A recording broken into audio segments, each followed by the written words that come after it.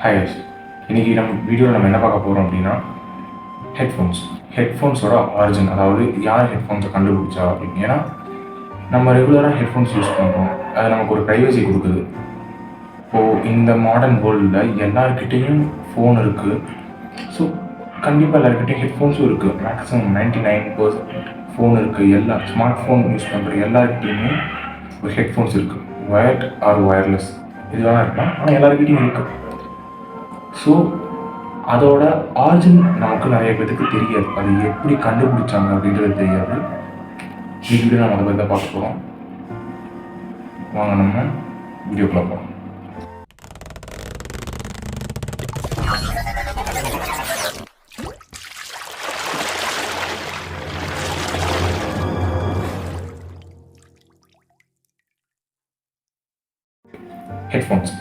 Headphones இருந்துட்டு 1910 Nathaniel Baldwin அப்படின்ற ஒருத்தர் கண்டுபிடிக்கிறார்.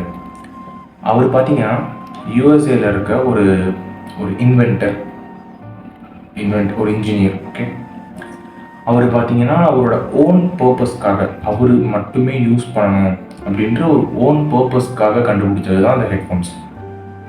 அந்த ஹெட்ஃபோன்ஸ் பார்த்தீங்கன்னா இருந்துட்டு அவர் ஒரு எக்ஸ்பெரிமெண்டலாக, அதாவது அவருக்கு ரேடியோ டெக்னாலஜி மேலே ஒரு கிரேஸ்.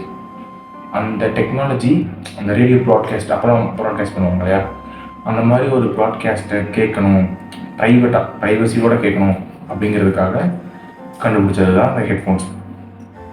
அந்த ஹெட்ஃபோன்ஸ் பார்த்தீங்கன்னா ஃபஸ்ட்டு இருந்துட்டு அவ்வளோக்கு ஃபேமஸே ஆகலை. ஆக்சுவலாக அவர் கண்டுபிடிச்ச அந்த ஹெட்ஃபோன்ஸ் பார்த்தீங்கன்னா ஃபஸ்ட்டு அவ்வளோக்கா ஃபேமஸ் ஆகலை. ஏன்னா அந்த காலத்தில் பார்த்தீங்கன்னா அப்போ தான் இருந்துட்டு அந்த ஆடியோ டெக்னாலஜி அப்படின்ற அந்த ஒரு விஷயம் க்ரோ ஆகிட்டுருக்கு, இன்ட்ரடியூஸ் ஆகி க்ரோ ஆகிட்டுருக்கு. அப்போது அந்த சிக்னிஃபிகண்ட்டான குறிப்பிட்ட ஆடியோ சிக்னல்ஸை தான் மட்டுமே கேட்கணும், அதாவது ப்ரைவேட்டாக கேட்கணும் அப்படின்றதுனால உருவாக்குனது தான் இருந்துட்டு அந்த ஹெட்ஃபோன்ஸ்.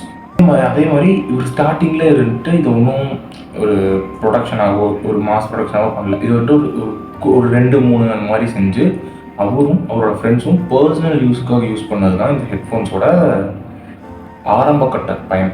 ஆரம்பத்தில் இப்படி யூஸ் பண்ணியிருக்காங்க. இந்த ஹெட்ஃபோன்ஸ் ஃப்ரெண்ட்ஸ் அப்படி கொஞ்சம் பரிமாறிட்டு இருக்கும்போது என்ன ஆச்சுன்னா, எப்படியோ யூஎஸ் நேவிக்கு போயிருக்கு. இந்த வேர்ல்டு வார் டைமில் யூஎஸ் நேவியோட காதுக்கு இந்த விஷயம் போயிருக்கு.